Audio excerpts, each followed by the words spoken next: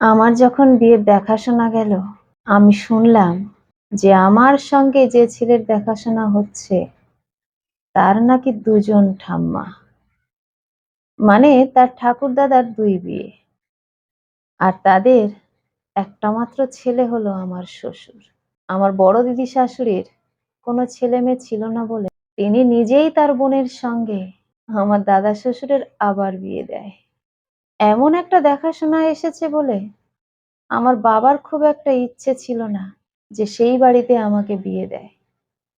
আমার মার যে খুব একটা ইচ্ছে ছিল তাও নয়। তারপর ওরা দুজনেই আমাকে জিজ্ঞেস করল। আমি বললাম, "এটা তোমাদের ব্যাপার। তোমরা কি করবে তোমরা জানো। তবে আমার মনে হয় না এতে ভয় পাওয়ার কিছু আছে। কারণ আমাকে তো দুটো শাশুড়িকে নিয়ে সংসার করতে হচ্ছে না। আমার দুটো দিদি শাশুড়ি হবে।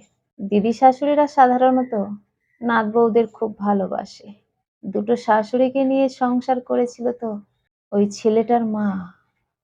যদি সমস্যা হওয়ার তার সঙ্গে হয়েছে, আমার সঙ্গে তো হওয়ার কথা নয়। এবার তোমাদের যা ইচ্ছে।" আমার মা-বাবা দুজনেই ভেবে দেখল, সত্যিই তো। আমার মেয়ে তো আর দুটো শাশুড়িকে নিয়ে সংসার করবে না। তারা সম্পর্কে দিদি শাশুড়ি। দিদি শাশুড়িরা সাধারণত তেমন একটা কুটকেচালি করে না। তার উপর ছেলেটা ভালো চাকরি করে, সরকারি চাকরি। সুতরাং আমাদের এটাতে না বলাটা উচিত হবে না।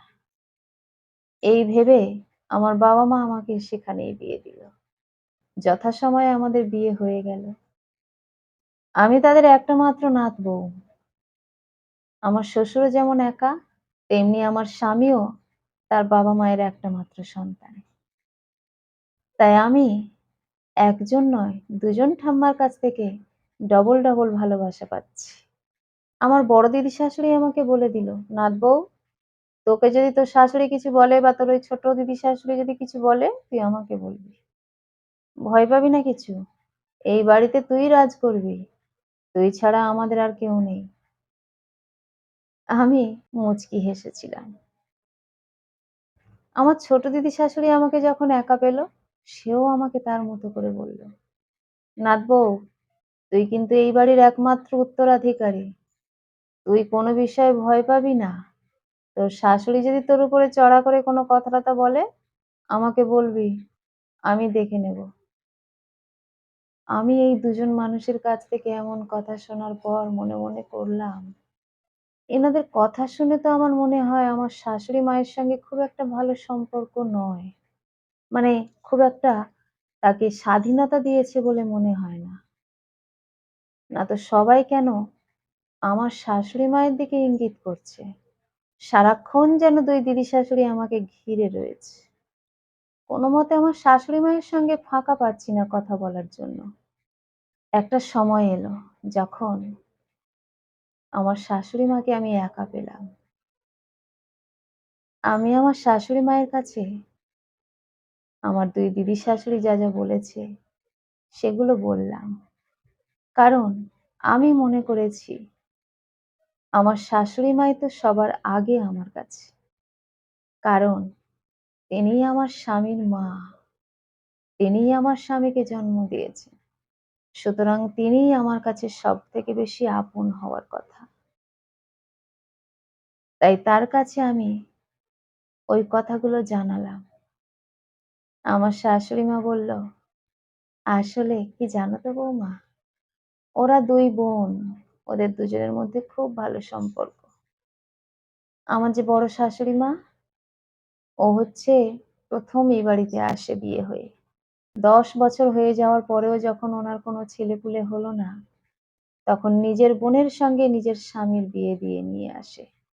সুতরাং ছোট বোন দিদির কথা শুনতে বাধ্য। আর যেহেতু বোনই তার সতীন, সে নিজেই নিয়ে এসেছে তাকে এই বাড়িতে, তাই বোনকে সে সবসময় আগলে রাখে। আমি যখন এই বাড়িতে বিয়ে হয়ে আসি, আমাকে ২ শাশুড়ি খুব ভালোবাসতো, এখনো ভালোবাসে। কিন্তু একটু ত্রুটি বিচ্যুতি হলেই আমার শাশুড়ি মা আমার উপর কেমন যেন করে ওঠে।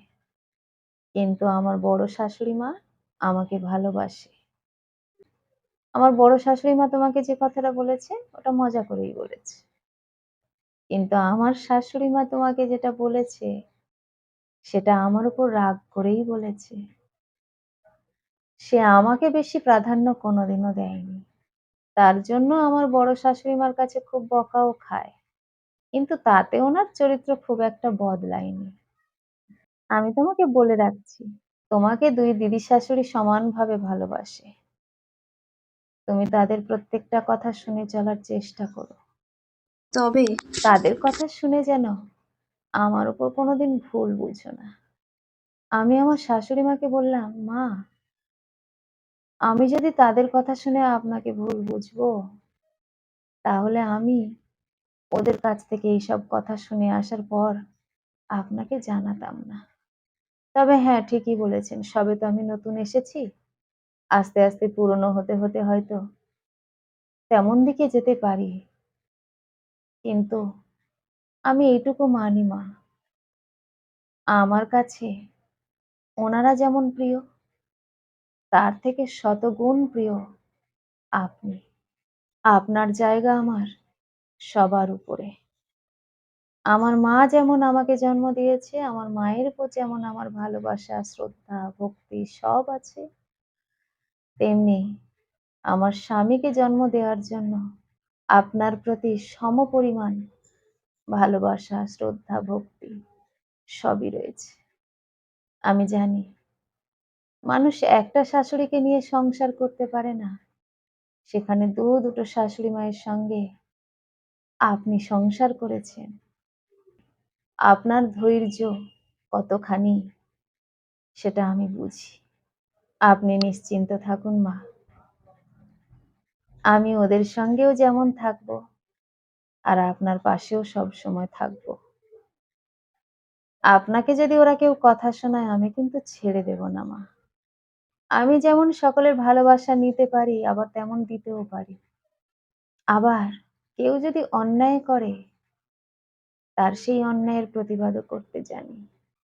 আমাকে এত সহজে কেউ ভুল বোঝাতে পারে না মা।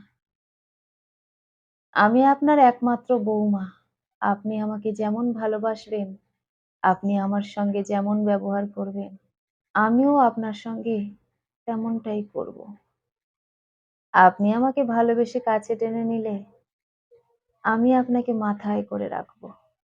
আর এই কদিনে আপনাকে দেখে আমার মনে হয়েছে আপনি এই বাড়িতে ভিজে বেড়ালের মতো থাকেন, যেটা আমার একদম পছন্দ না। আমার শাশুড়ি মা বলল, "না, না মা, তুমি যেন কোনো রকম কিছু বলতে যেও না কাউকে। তাহলে কিন্তু খুব খারাপ ব্যাপার হয়ে যাবে।" আমি বললাম, "না, না মা, সে কেন হবে? আমি তেমনটা কিছু করব না। আমি সবাইকে নিয়ে চলতে ভালোবাসি। আমার শাশুড়ি মা, ২ দিদি শাশুড়ি মা সকলকে নিয়ে আমি খুব আনন্দে থাকতে চাই। কিন্তু আপনাকে যদি কেউ অপমান করে চলে যায় আমার সামনে থেকে, আমি তাকে ছেড়ে কথা বলতে পারব না মা।" আমার শাশুড়ি মা আমার মুখটা তার দুটো হাতে ধরে আমার কপালে স্নেহ চুম্বন করে বলল, "এই তো আমি একটা সাথী পেয়ে গেছি এত বছর পর। আমার ছেলেটা আমার হয়ে একটু প্রতিবাদ করত। কিন্তু চাকরি পাওয়ার পর তো সে বাইরে চলে যায়। তাই আমার বড্ড ফাঁকা লাগতো। তবে হ্যাঁ, আমার বড় শাশুড়ি মা আমাকে খুব ভালোবাসে। মাঝে, মাঝে বোনের হয়ে একটু কথা বলে ঠিকই। তখন আমার খুব ফাঁকা লাগতো। তোমার শ্বশুরমশাই তো তেমন একটা কিছু বলতে পারে না। দুটো মায়ের সামনে সে আর কি বলবে? তবে কি জানো মা, তুমিও তো দুদিন পরে এখান থেকে চলে যাবে আমার ছেলের সঙ্গে। তখনও যে আমার ফাঁকা, ফাঁকা লাগবে।" আমি বললাম, "না, না মা, এখনো প্রায় ১৫ দিন বাকি। ১৫ দিন আছি আপনার কাছে। ততদিনে আমি সব ঠিক করে দিয়ে যাব। আপনার যাতে কোনো অসম্মান না হয় আর এই বাড়িতে, তার ব্যবস্থা আমি ঠিক করে দিয়ে যাব।" আমার শাশুড়ি মা অবাক হয়ে বলল, "তুমি কি করে জানলে যে এই বাড়িতে আমাকে অসম্মান করা হয়?"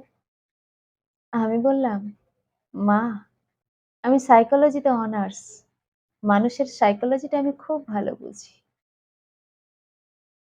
আমি এই কদিনে বুঝে গেছি, আপনি আপনার ২ শাশুড়ি মায়ের সঙ্গে কেমন আছেন। তাই আপনি চিন্তা করবেন না মা। আমি এখান থেকে চলে গেলেও সবকিছু ঠিকঠাক রেখে যাব। সবাইয়ের কাছ থেকে এমনভাবে ভালোবাসা কুড়াবো যে আমার কথা শুনতে তারা বাধ্য হবে। আমি সবাইকে ভালোবেসে কাজ আদায় করতে পারি মা। আমার মনে এক মুখে আর এক এমনটা হয় না কখনো। আমার মনে যা মুখেও তাই।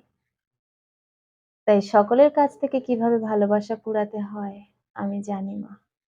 আপনার ছেলে কাজে ব্যস্ত থাকে তাই সংসারে কুটকাচালি বোঝে না বা খবর রাখে না। তার মা কেমন আছে, তার ২ শাশুড়ি মায়ের সঙ্গে সে খবর হয়তো আপনার ছেলে কখনো নেয়নি। কিন্তু আমি তো বউমা হয়েছি আপনার। তাই সংসারের কুটকাচালি একটু আধটু হলেও আমি জানি। প্রতিদিন আমি খবর নেব আপনি কেমন আছেন।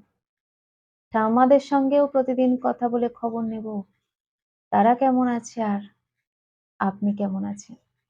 তারা যখন বুঝে যাবে যে প্রতিদিন আমি খবর নিচ্ছি আপনার, তখন তারা বুঝে যাবে যে আপনার পাশে দাঁড়ানোর মতো একজন মানুষ আছে, যার কাছে মিথ্যে বলা যাবে না। আমার শাশুড়ি মা আমাকে বুকে জড়িয়ে ধরে কাঁদতে লাগলো। আমি বললাম, "না মা, আর কান্না নয়, আর চোখের জল নয়। এখন থেকে শুধু আপনি হাসবেন আর এই সংসারে আপনি দাপিয়ে বেড়াবেন। আমি আছি না আপনার পাশে?" এই বলে আমি আমার শাশুড়ি মাকে সান্ত্বনা দিলাম। কাজেও সেটাই করে দেখালাম। এখন আর আমার শাশুড়ি মা সংসারে কারোর কাছে অবহেলিত নয়। তার শাশুড়ি মায়েদের কাছ থেকে আর কখনো ধমক খেতে হয়নি তার। আমি যখনই আমার শ্বশুরবাড়িতে আসি, আমার স্বামীর সঙ্গে সবাইকে নিয়ে মিলেমিশে থাকি। সবাইয়ের সঙ্গে হাসি ঠাট্টায় মেতে থাকি। আমার দিদি শাশুড়িরাও আমাকে খুব স্নেহ করে, খুব ভালোবাসে। তাদের কাছ থেকে ভালোবাসা, সম্মান, অধিকার আমার জন্য যতটা আমি আনতে পেরেছি, আমার শাশুড়ি মায়ের জন্য ঠিক ততটাই এনে দিয়েছি।